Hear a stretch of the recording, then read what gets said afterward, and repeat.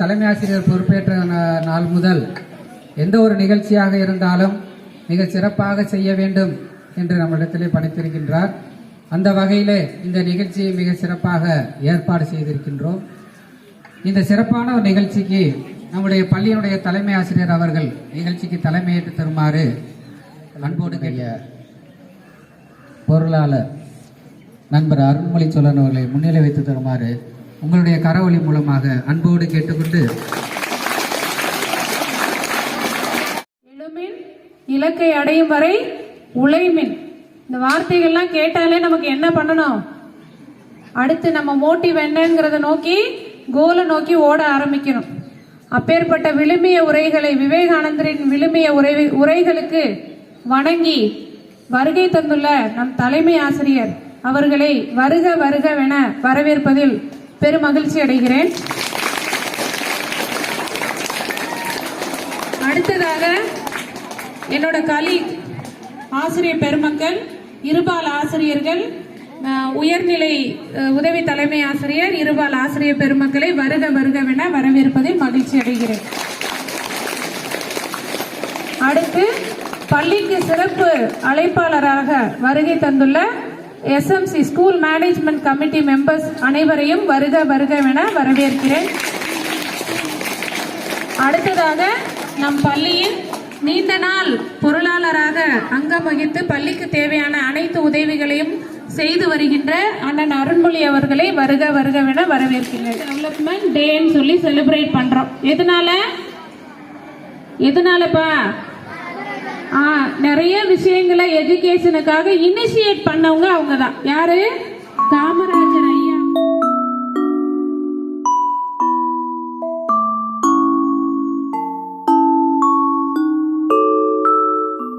மாணவ செல்வங்களுடைய நிகழ்ச்சி ஆரம்பிக்க இருக்கின்றோம். அதில் முதலாவதாக முத்தமிழ் சொல்லெடுத்து நற்றமிழ் மன்றத்தில் நான் இங்கு பேச வந்துள்ளேன். அன்னை தமிழுக்கும் என் அறிவுக்கண்களை திறந்து அளிக்கும் ஆசிரிய பெருமக்களுக்கும் என் முதல் வணக்கம். அவையோருக்கு என் மறுவணக்கம். தமிழ்நாட்டின் மேலாள் முதலமைச்சரும் கல்விக்கண் திறந்தவர் என போற்றப்படும் கர்ம வீரர் காமராஜரை பற்றியே நான் இங்கு பேச வந்துள்ளேன். 1903 ஜூலை 15 விருதுநகரில் பிறந்தார் காமராஜர். 12 வயதிலேயே தன் தந்தையை இழந்த காமராஜர் படிக்க வாய்ப்பு இல்லாமல் கூலி வேலை பார்த்து குடும்பத்தை காப்பாற்றினார். தம் வயதிலேயே அரசியலில் ஆர்வம் கொண்டு இந்திய தேசிய காங்கிரஸில் இணைந்தார். தனது கடின உழைப்பு, உண்மை, நேர்மை, போராட்ட குணத்தால் படிப்படியாக வளர்ந்து 1954 தமிழ்நாட்டின் முதலமைச்சராக ஏற்றார் ஐயா காமராஜர். ஐயா காமராஜர் தனது ஆட்சி காலங்களில் இந்த மண்ணுக்கும் மக்களுக்கும் பல்வேறு நலத்திட்டங்களை செய்துள்ளார். அவர் செய்த சேவைகளில் ஆகச் சிறந்ததும் அறிவில் சிறந்ததும் ஒன்று உண்டென்றால் அது கல்வி சேவைதான். கற்கை நன்றே, கற்கை நன்றே, பிச்சை புகினும் கற்கை நன்றே என்று ஔவையார் சொன்னதை போல கல்விக்காக மடியேந்தி பணம் சேர்த்து நமக்கு கல்வி தந்தவர் கர்ம வீரர் காமராஜர். குலக்கல்வி முறையை ஒழித்து ஒவ்வொரு கிராமங்களிலும் பள்ளிகளை திறந்து அறியாமை இருளை நீக்கி கல்வி ஒளியை தந்தவர் தான் கர்ம வீரர் காமராஜர். கடும் வெயில் அடிக்கும் போதுதான் நிழலின் அருமை தெரியும் என்பார்களே, அதுபோல கல்வி கற்றவர்களை விட அதற்கான வாய்ப்பை எழுந்தவர்களுக்குத்தான் அதற்கான வழியும் கல்விக்கான அவசியமும் தெரியும் என்பது உலகமறிந்த உண்மை. அந்த உண்மையை தனது நடைமுறை வாழ்க்கையில் உணர்ந்தவர் தான் படிக்காத மேதை காமராஜர். 1956 ஐயா முதலமைச்சர் காமராஜர் ஒரு கிராமத்து சாலை வழியாக சென்று கொண்டிருந்த போது அங்கு ஆடு மாடு மேய்க்கும் சிறுவர்களை கண்டார். உடனே வண்டியை நிறுத்தி அந்த சிறுவர்களை அழைத்து, நீங்கள்லாம் படிக்கணும் தானே, பள்ளிக்கூடம் கட்டி கொடுத்திருக்கிறேன், ஏன் படிக்க போகாமல் இப்படி ஆடு மாடு மேய்க்கிறீர்கள் என்று கேட்டார். வந்திருப்பது முதலமைச்சர் என்று கூட தெரியாத அந்த சிறுவர்கள், நாங்கள்லாம் பள்ளிக்கூடம் போய்விட்டால் எங்களுக்கு யார் மத்தியான சாப்பாடு தருவாங்க, இங்கு ஆடு மாடு மேய்ச்சாலாவது மத்தியான சாப்பாடு தருவார்கள் என்று கூறினார்கள். அவர்கள் சொன்ன அந்த வார்த்தை ஐயா காமராஜரின் இதயத்தில் இடியாய் இறங்கியது.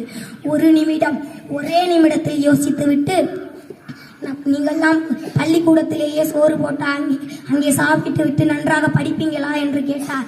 அதற்கு அந்த சிறுவர்கள் மகிழ்ச்சியோடு தலையாட்டி, நிச்சயமாக நன்றாக படிப்போம் என்று கூறினார்கள். அடுத்த நாளே மதிய உணவு திட்டத்தை கொண்டு வந்தார் கர்ம வீரர் காமராஜர். வயிற்றுக்கு சோறில் வேண்டும்.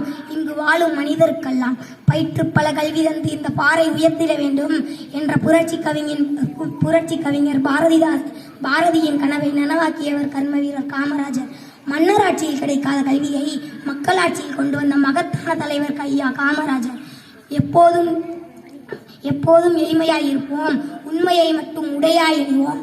ஐயா காமராஜரின் பிறந்த நாளில் அனைவருக்கும் வாழ்த்துக்கள். வாய்ப்புக்கு நன்றிகள். இடமெல்லாம் தமிழ் வணக்கம், தமிழே மூச்சா இருக்கும், வாய்ப்பிற்கு இணக்கம், வருகிறேன் வணக்கம்.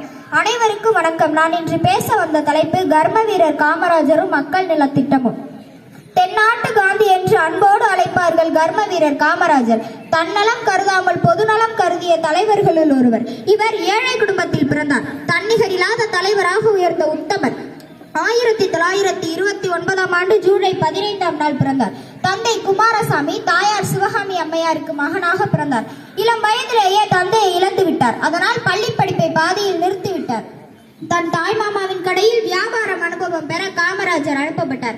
இளம் வயதிலேயே நாட்டின் மீது அதிக பற்று கொண்ட காரணத்தால் இந்திய விடுதலை போராட்டத்தில் கலந்து கொண்டார். அதனால் பல முறை சிறைச்சாலைக்கு சென்ற வீரர் இவர். 1954ஆம் ஆண்டு தமிழக முதல்வராக தேர்ந்தெடுக்கப்பட்டார். இவர் முதல்வரான 9 ஆண்டுகளும் தமிழகத்தின் பொற்காலம் என்று அழைக்கப்படுகிறது. மக்களுக்காகவே பாடுபட்ட இவர் தம் வாழ்நாளில் திருமணமே செய்யாமல் பிறருக்கென வாழ்ந்தவர் இவர். இந்திய விடுதலை போராட்ட வீரரான கர்ம வீரர் காமராஜ ஐயா அவர்கள் 1954 முதல் 1963 வரை தமிழக முதல்வராக பணியாற்றினார். எளிமை, நேர்மை மற்றும் மக்கள் சேவையை மூச்சாக கொண்டவர் என்பதால் மக்கள் இவரை அன்போடு கர்ம வீரர், கல்வி வள்ளல், கிங் மேக்கர் என்றெல்லாம் அழைத்தார்கள். ஒவ்வொரு கிராமத்திலும் தொடக்கப்பள்ளியும் ஒவ்வொரு பஞ்சாயத்திலும் உயர்நிலை பள்ளியும் திறக்கப்பட வேண்டும் என்பதை இலக்காக கொண்டு செயல்பட்டார். எனவே ஏழை எளிய குழந்தைகள் அனைவருக்கும் கல்வி கிடைக்க வேண்டும் என்பதற்காக மாநிலம் முழுவதும் சுமார் 30,000 பள்ளிகளை திறந்தார். இதுவே தமிழகத்தின் பொற்காலமாகும். மாணவர்களிடையே ஏற்றத்தாழ்வு இருக்கக்கூடாது என்பதற்காக அனைத்து மாணவர்களுக்கும் சீருடை, பாட புத்தகங்கள் மற்றும் எழுது பொருட்களும் வழங்கினார். இதனால் எழுத்தறிவின் விகிதம் 7% இருந்து 37% உயர்ந்தது.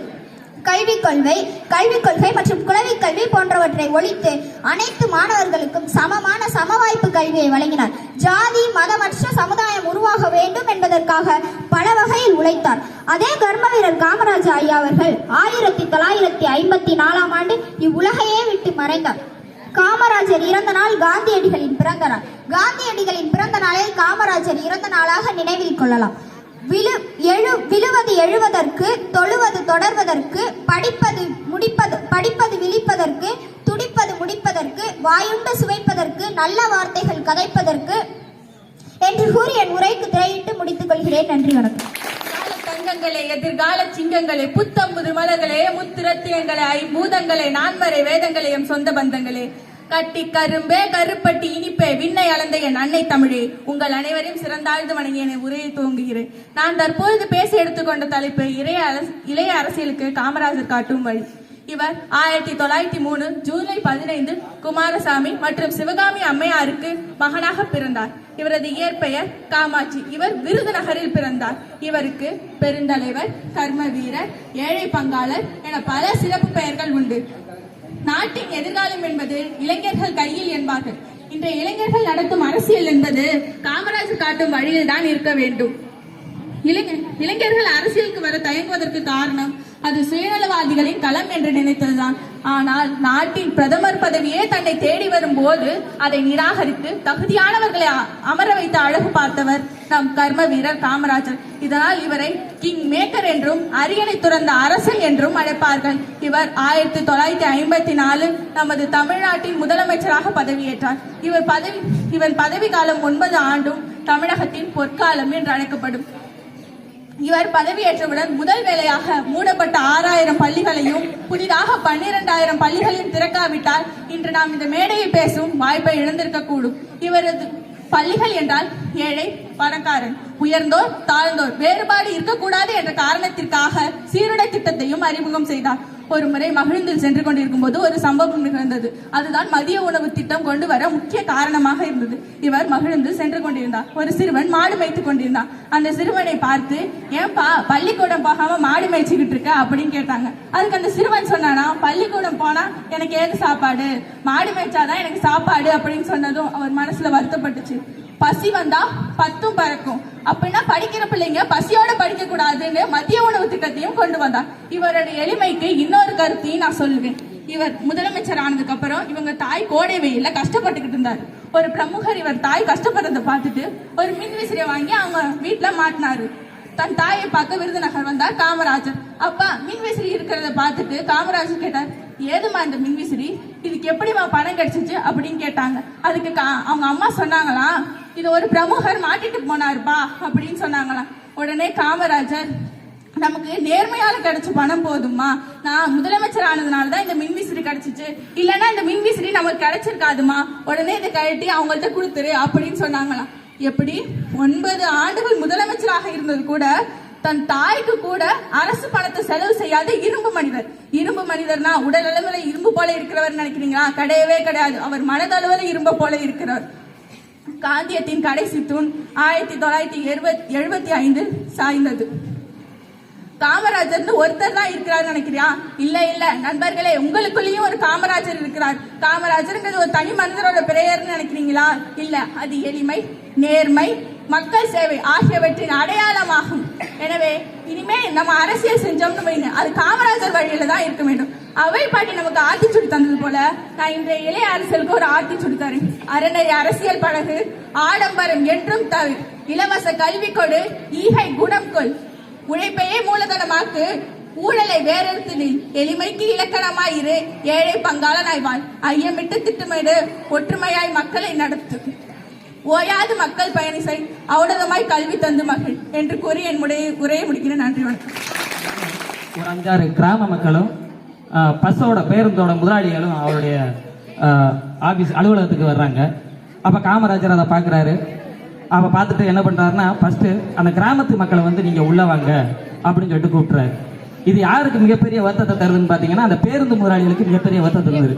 நம்ம எல்லாம் வணிகம் செய்யக்கூடியவர்கள் இந்த அரசாங்கத்துக்கு நம்ம லாபத்தை சம்பாதிச்சு தரோம், ஆனா நம்மளை கூப்பிடாம அந்த கிராமத்து மக்களை போய் கூப்பிடுறாங்களே அப்படின்னு சொல்லிட்டு அவருக்கு அவங்களுக்கெல்லாம் மிகப்பெரிய வருத்தம் இருந்துச்சு.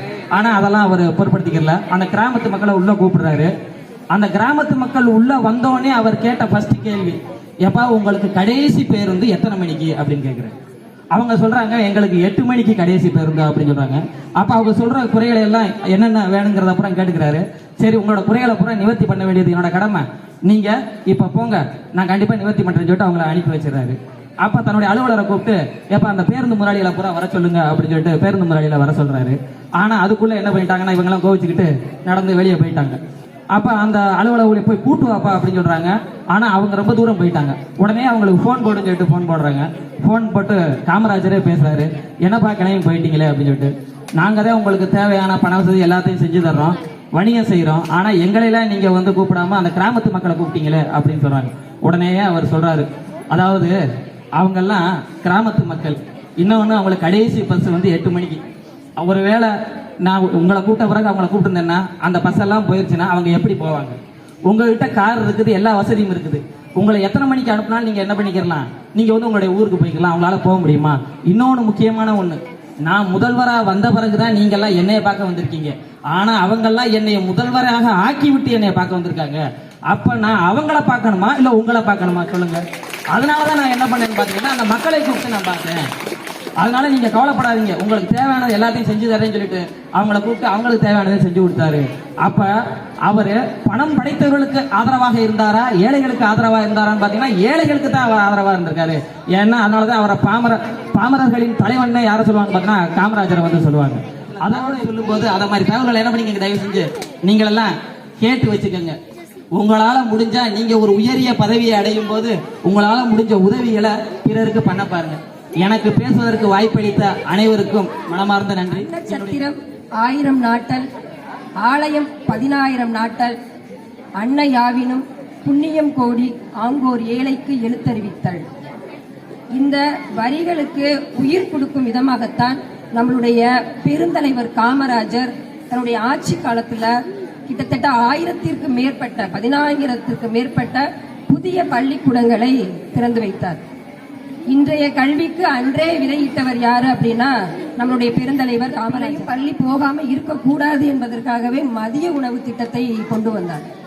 அன்றைய காலத்துல உங்க தாத்தாக்கெல்லாம் பள்ளிக்கு சாப்பிடுவதற்காக போனவங்க எல்லாம் நிறைய பேர் படித்து பட்டதாரிகளாக மாறி இருக்காங்க. இந்த பெருமை யாரதான் சேரும்? நம்மளுடைய பெருந்தலைவர் காமராஜர். இத்தனைக்கும் அவர் எத்தனாவது வகுப்பு தான் படித்திருக்கிறார்?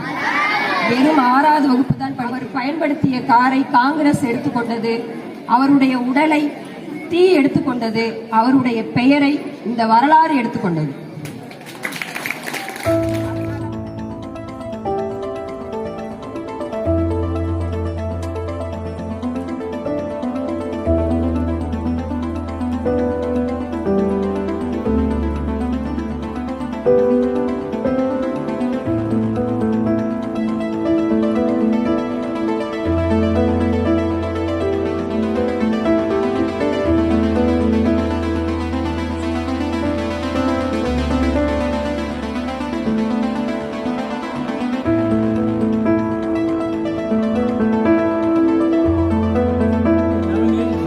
நலனில் பள்ளியுடைய வளர்ச்சியில் முழுமையாக தங்களை ஈடுபடுத்திக் கொண்டு அக்கறையுடன் செயல்பட்டுக் கொள்ளக்கூடிய நம்முடைய பெற்றோர் ஆசிரியர் கழகத்துடைய பொறுப்பாளர்கள், பள்ளியுடைய எஸ்எம்சி பள்ளி மேலாண்மைக்குடைய பொறுப்பாளர்கள் அனைவருக்கும் நம் பள்ளியின் சார்பாக மாணவ செல்வங்களாகிய நீங்கள் அவர்களுக்கு ஒரு பலத்த கரவொலியை கொடுக்கலாம் என்று நினைக்கிறேன். பலத்த கரவொலி கொடுங்க, வெல்கம் பண்ணுவோம். வந்திருந்து மாணவர்களுக்கு பரிசுகளை வழங்கி வாழ்த்துறை வழங்க வந்திருக்கக்கூடிய நம்முடைய எஸ்எம்சி மற்றும் பிடிஏ பொறுப்பாளர்களை வரவேற்று மாணவர்களுக்கு ஒரு சில அறிவுரைகள் தான் நம்முடைய ஆசிரியர் பெருமக்கள், மாணவ செல்வங்கள் மிகவும் சிறப்பாக இன்றைய தினம் வந்து கல்வி வளர்ச்சி நாள் பற்றிய அறிவுரைகளை மிக சிறப்பாக நம்முடைய பெருந்தலைவர் காமராஜருடைய பிறந்தநாள் விழாவிலே பல்வேறு பள்ளிகளில் தமிழகம் முழுவதும் இருக்கக்கூடிய அனைத்து அரசு பள்ளிகள் மற்றும் தனியார் பள்ளிகளில் மிகவும் சிறப்பாக கல்வி வளர்ச்சி நாள் மிகவும் சிறப்பாக கொண்டாடப்பட்டு வருகிறது. அதுபோல நம்முடைய பள்ளியிலும் வடவாளம் அரசு மேல்நிலைப் பள்ளியிலும் மிக சிறப்பான முறையில் கல்வி வளர்ச்சி நாள் காமராஜருடைய பிறந்தநாள் விழா மிகவும் சிறப்பாக கொண்டாடி கொண்டு வருகிறோம். பெருமையாகவும் இருக்கிறது. ஆகவே ஆசிரியர்கள் தலைமை சொல்லக்கூடிய அறிவுரைகளை நீங்கள் முழுமையாக கேட்க வேண்டும், கடைபிடிக்க வேண்டும். வாழ்வியல் நீங்கள் கடைபிடிக்க வேண்டும். அப்படி கடைபிடிக்கும் பொழுது நிச்சயமாக நாம் எதிர்காலத்திலே நல்ல ஒரு நிலையை நாம் எட்ட முடியும் என்பதற்காக தான் இது போன்ற விழாக்களை நாம் எடுக்கின்றோம். எத்தனையோ தலைவர்கள் நம் நாட்டில் இருந்திருக்கலாம், எத்தனையோ முதலமைச்சர் இருந்திருக்கலாம். இருந்தாலும் கூட ஏன் பெருந்தலைவர் காமராஜர் அவருக்கு மட்டும் இந்த ஒரு விழா எடுக்கிறோம் என்பதை மாணவர்கள் சிந்தித்து பார்க்க வேண்டும், நினைத்து பார்க்க வேண்டும். எத்தனையோ தலைவர் இருந்தாலும் கூட நாட்டிற்காக உழைத்த தலைவர் யார், கல்விக்காக உழைத்த தலைவர்கள் யார் என்பதையெல்லாம் அவர்கள் தொலைநோக்கு பார்வையோடு சிந்தனையோடு நம்முடைய முன்னாள் தமிழகத்துடைய முதல்வர் அவர்கள் 2006ஆம் ஆண்டு நம்முடைய சரவணன் சார் கூறியது போல 2006ஆம் ஆண்டு ஜூலை மாதம் 15ஆம் நாளை கல்வி வளர்ச்சி நாளாக கொண்டாடப்பட்டு ஒவ்வொரு ஆண்டும் ஜூலை 15 காமராஜர் பிறந்த நாளாவை கல்வி வளர்ச்சி நாளாக கொண்டாடி வருகிறோம். எவ்வளவு தலைவர்கள் உருவானாலும் கூட மாணவர்களுக்காக சிறந்த திட்டங்களை கொடுத்த ஒரே தலைவர் யார் என்றால் நம்முடைய பெருந்தலைவர் காமராஜர் மட்டுமே என்பதை நாம் நினைவில் கொள்ள வேண்டும். அதாவது மாணவர்கள் பசியோடு கல்வியை கற்கக்கூடாது. மாணவர்களுக்கு மதிய உணவு தேவை. வயிறு நிறைய அவர்கள் நிரவும் பொழுதுதான் அவர்களுக்கு என்ன இருக்குனாக்க சக்தி இருக்கும், உடல் ஊக்கமாகவும் இருக்க முடியும். அப்படின்றதுக்காக என்ன பண்றாங்க, அவங்க மதிய உணவை நமக்கு வழங்கி மிகவும் சிறப்பான ஒரு கல்வியை வழங்கியிருக்கிறார்கள். ஒரு கிலோமீட்டருக்கு ஒரு தொடக்க பள்ளி, 2 கிலோமீட்டருக்கு ஒரு நடுநிலை பள்ளி, 3 கிலோமீட்டருக்கு ஒரு உயர்நிலை பள்ளிகள், 5 கிலோமீட்டருக்கு ஒரு மேல்நிலை பள்ளிகளை உருவாக்கி இன்றைக்கு தமிழகம் முழுவதும் பட்டி தொட்டி எல்லாம் அனைத்து அரசு பள்ளிகள் உருவாக்கி இருக்கிறது. இந்தியாவிலேயே எந்த ஒரு கிராமத்திலும் இல்லாத ஒரு பள்ளியை தமிழகத்திலே அதிகமான அரசு பள்ளிகள் இருக்கக்கூடிய ஒரே மாநிலம் தமிழகம் தான் இருக்க முடியும். அதற்கு முழுக்க வித்திட்ட ஒரே தலைவர், நல்ல ஒரு திட்டங்களை வழங்கக்கூடிய ஒரே தலைவர் யார் என்று கேட்டால் நம்முடைய மேலாள் தமிழக முதல்வர், சிறந்த ஒரு தலைவர், கிங் மேக்கர் என்று சொல்லக்கூடிய நம்முடைய பெருந்தலைவர் காமராஜ் என்பதை நாம் நினைவில் கொள்ள வேண்டும். ஆகவே மாணவ செல்வங்களை நீங்களும் நம்முடைய வரலாற்று இதிலே படிக்கும் பொழுது ஜப்பான் நாடை கேள்விப்பட்டிருப்பீங்க. ஜப்பான் நாட்டு மக்களுக்கு எப்பவுமே ஒரு திமிரா இருப்பாங்கண்ணா, அதீத நம்பிக்கை இருக்குமா. என்ன காரணம்னாக்க நம்மளால் முடியாவிட்டால் யாரால் முடியாது நினைப்பாங்களாம். ஸோ அதனால ஜப்பான் நாட்டுடைய வகுப்பில் எழுதி போட்டுப்பாங்கனாக்க ஜப்பானால் முடியாவிட்டால் யாராலும் முடியாது, வேறு யாராலும் முடியாது எழுதி போட்டுப்பாங்க ஜப்பான் நாட்டுடைய வகுப்பறைகளில். அப்போ எல்லாமே வந்து ஒரு கண்டுபிடிப்பா இருக்கட்டும், ஏதாவது புதிதாக ஒரு இன்னோவேஷன் புதிதாக உருவாக்க வேண்டும், புதிதாக கண்டுபிடிக்க வேண்டும், ஏதாவது ஒரு புதிய ஆற்றலை நாம் உருவாக்க வேண்டுமென்றால் கண்டிப்பாக ஜப்பான் நாட்டுடைய தொழில்நுட்பமாக தான் இருக்க வேண்டும் என்பதற்காக வந்து அனைத்து நாடுகளும் வந்து ஜப்பான் நாட்டுடைய தொழில்நுட்பத்தை இன்றைக்கும் பின்பற்றி வருகிறார்கள். அதற்கு காரணம் வந்து அவருடைய அதீத நம்பிக்கை, அவருடைய திறமையை வந்து மாணவர் பருவத்திலே வந்து என்ன பண்றாங்க, விதைக்கிறாங்க, வகுப்பறைகளே விதைக்கிறாங்க. ஸோ மாணவர் பருவங்கள் வந்து வெறுமனே வந்து பாடப்புத்தகத்தை மட்டும் படிச்சிடாம மாணவர்களுக்கு தேவையான அனைத்து விதமான ஆராய்ச்சி படிப்புகளை 6 முதல் 12 வகுப்பு படிக்கக்கூடிய மாணவர்களுக்கு ஆராய்ச்சி படிப்புகளை வித்திட்ட ஒரு சிறந்த ஒரு நாடு வந்து ஜப்பான் நாடு. ஸோ அது போன்ற நாடுகளில் இருக்கக்கூடிய மாணவர்களுடைய கல்வித்திறன் நீங்கள் யூடியூப்ல சரி கூகுளில் சர்ச் பண்ணி பார்த்து எப்படி வளர்ந்தார்கள், எப்படி படித்தார்கள், எப்படி அவர்களால் சிறந்த திட்டத்தை கொடுக்க முடியும் என்பதை நீங்கள் அறிந்து கொண்டு நல்ல ஒரு மாணவர்களாக நீங்கள் திகழ வேண்டும், நல்ல ஒரு மாணவர்களாக நீங்கள் உருவாக வேண்டும், நம்முடைய பள்ளிக்கு பெருமை சேர்க்க வேண்டும், நம்முடைய விருந்தினர்களுக்கு நீங்கள் பெருமை சேர்க்க வேண்டும், பெற்றோர்களுக்கு பெருமை சேர்க்க வேண்டும், நல்ல மதிப்பெண்களை பெற வேண்டும் என்பதை நீங்கள் இந்த ஒரு தினத்தில் நீங்கள் கடைபிடித்து வாழ்விலை மேம்பட அனைத்து மாணவ செல்வங்களையும் இந்த கல்வி வளர்ச்சி நாளில் வாழ்த்தி மகிழ்ச்சி அடைகிறேன். அனைவருக்கும் நன்றி, வணக்கம். எல்லாத்தையுமே நம்முடைய ஆசிரியர்கள் மாணவர்கள் நீங்கள் பேசும்போது சொல்லிட்டீங்க. மாணவர்கள் நீங்கள் கவனிக்க வேண்டிய முக்கியமான விஷயம் என்னென்னு கேட்டிங்கன்னா, நம்முடைய தமிழாசிரியர் சொன்ன மாதிரி 1000 கோயில் கட்டுறதை விட என்னுடைய கொள்கையில் ஒன்றா இருந்தாலும் அன்னச்சத்திரம் 1000 வைக்கிறதை விட அங்கே ஒரு ஏழைக்கு கல்வி கொடுப்பது தான் மிகப்பெரிய ஒரு செயல். அப்படிப்பட்ட ஒரு தொலைநோக்கு பார்வையோட நீங்கள் வாழ்ந்து மறைந்த ஐயா காமராசர் அவர்கள் வந்து இது போன்ற நிகழ்வுகள் வாயிலாக நடிக்காமலும் படிக்காமலும் நாட்டில் முதலமைச்சராக முடியும் என்ற உண்மையை உணர்த்தியவர் நாட்டுக்கு நம்முடைய ஐயா காமராசர் அவர்கள். நம்முடைய ஆசிரியர்கள் பேசியது, மாணவர்கள் பேசியது, நம்முடைய தலைமை ஆசிரியர் பேசியது வாயிலாக ஒரு முழுமையாக ஒரு வாழ்வியல் கோட்பாட்டை, ஒரு தொலைநோக்கு பார்வை, உயர்ந்த சிந்தனையை மனதில் கொண்ட ஒரு மாபெரும் தலைவர் இந்த மண்ணில் இருந்திருக்கிறார் என்பதை நீங்கள் உணர்ந்து பார்க்க வேண்டும். இதை மிகப்பெரிய வழிகாட்டியாக ஊக்கமாக நீங்கள் கொள்ளலாம். எந்த நிலையில் இருந்தாலும் கல்வி நம்மளை உயர்த்தும், உழைப்பு நம்மளை உயர்த்தும், எளிமை நம்மளை உயர்த்தும் என்பதை நீங்கள் ஆழமாக புரிந்து கொண்டு வழிநடத்த வேண்டும் என்று இந்த இனிய விழாவில் கேட்டுக்கொண்டு எனக்கு வாய்ப்பளித்தமைக்கும் என்னுடைய வாய்மொழி